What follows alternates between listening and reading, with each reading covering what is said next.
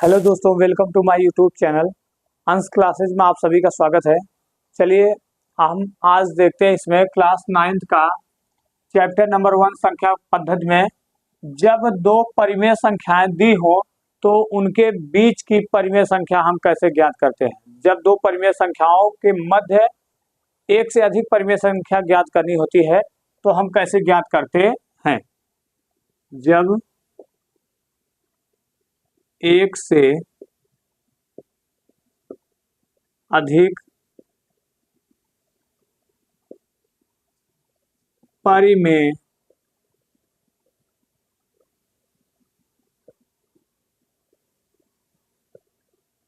संख्या ज्ञात करनी हो। चलिए यहाँ उदाहरण लेकर हम लोग समझते हैं। 3/5 तथा 8/7 के बीच 5 परिमेय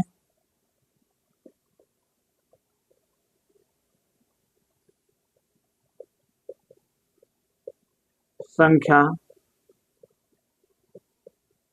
ज्ञात कीजिए।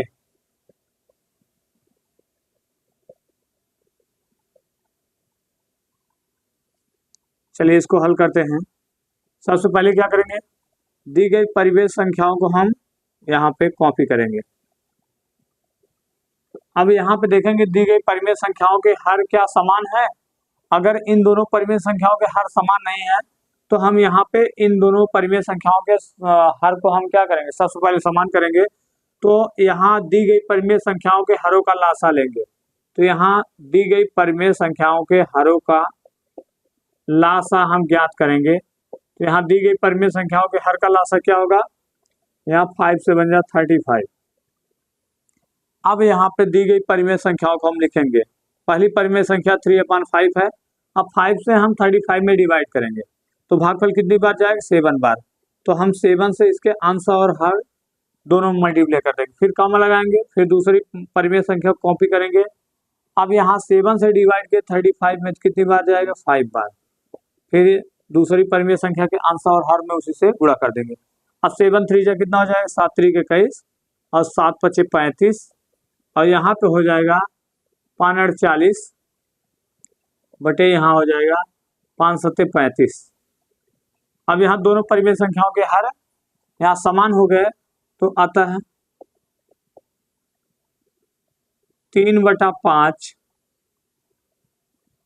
तथा 8/7 के बीच 5 परिमेय संख्याएं इस प्रकार हैं। तो हम यहाँ लिख सकते हैं 22/35, 23/35, 24/35, 25/35, 26/35। तो यही 5 परिमेय संख्याएं हो गई। तो इन दोनों यहाँ पे परिमेय संख्याओं के बीच हम यहाँ पे 5 परिमेय संख्या ज्ञात कर लिए। चलिए अब हम देखते हैं इसमें एक और उदाहरण लेते हैं, इसमें समझते हैं।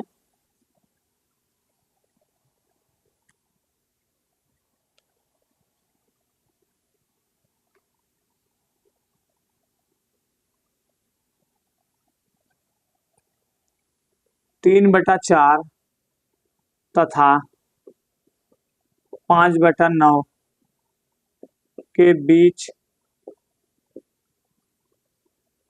3 परिमेय संख्याएं ज्ञात कीजिए। संख्याएं ज्ञात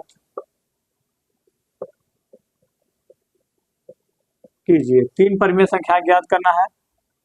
तो यहाँ पे 3/4 और 5/9 को हम क्या करेंगे, कॉपी करेंगे। तो यहाँ पे देखेंगे दोनों परिमेय संख्याओं के हर क्या है, यहाँ पे समान नहीं है, इसलिए दोनों परिमेय संख्याओं के हर को समान करने के लिए हम यहाँ पे पहली परिमेय संख्या को कॉपी करेंगे, दूसरी परिमेय संख्या के हर से पहली परिमेय संख्या के अंश और हर दोनों में हम क्या कर देंगे, गुणा कर देंगे। फिर दूसरी परिमेय संख्या को कॉपी करेंगे, दूसरी परिमेय संख्या के अंश और हर में पहली परिमेय संख्या के हर से हम क्या कर देंगे, गुणा।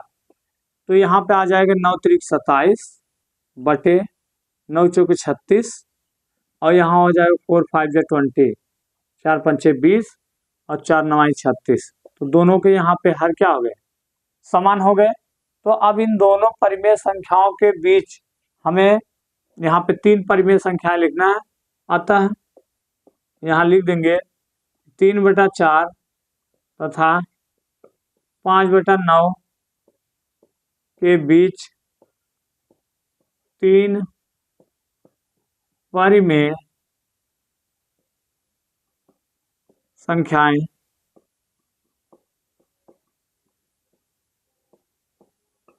इस प्रकार हैं।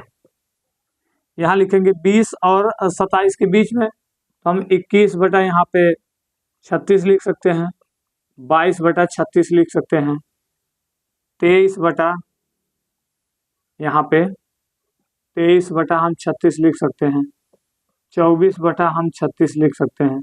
तो हमें कितनी परिमेय संख्या पूछा है, 3 ही, तो 3 परिमेय संख्या 21 बटा 36, 22 बटा 36, 23 बटा 36। इस प्रकार हम इन दोनों परिमेय संख्याओं के बीच 3 परिमेय संख्या लिख सकते हैं। चलिए अब देखते हैं इसमें वास्तविक संख्याएं। वास्तविक संख्या किसे कहते हैं, वास्तविक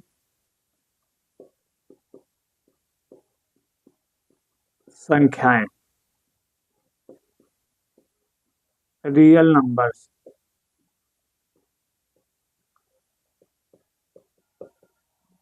सभी परिमेय व अपरिमेय संख्याएं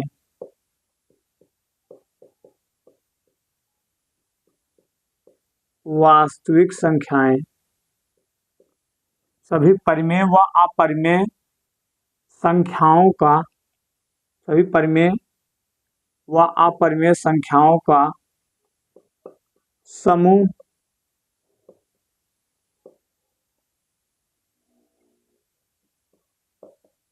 वास्तविक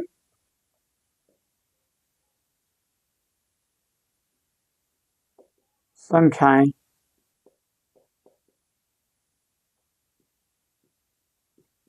कहलाता है। सभी परिमेय व अपरिमेय संख्याओं का समूह क्या कहलाता है, वास्तविक संख्या। तो यहाँ पे लिखेंगे हम वास्तविक संख्या में कौन कौन आता है, सभी परिमेय संख्याएं और यहाँ पे अपरिमेय संख्या होता है। परिमेय संख्या में कौन कौन आता है, परिमेय संख्याओं में प्राकृतिक संख्याएं, दूसरा पूर्ण संख्याएं, तीसरा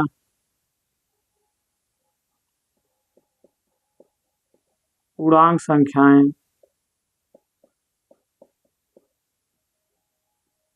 चौथा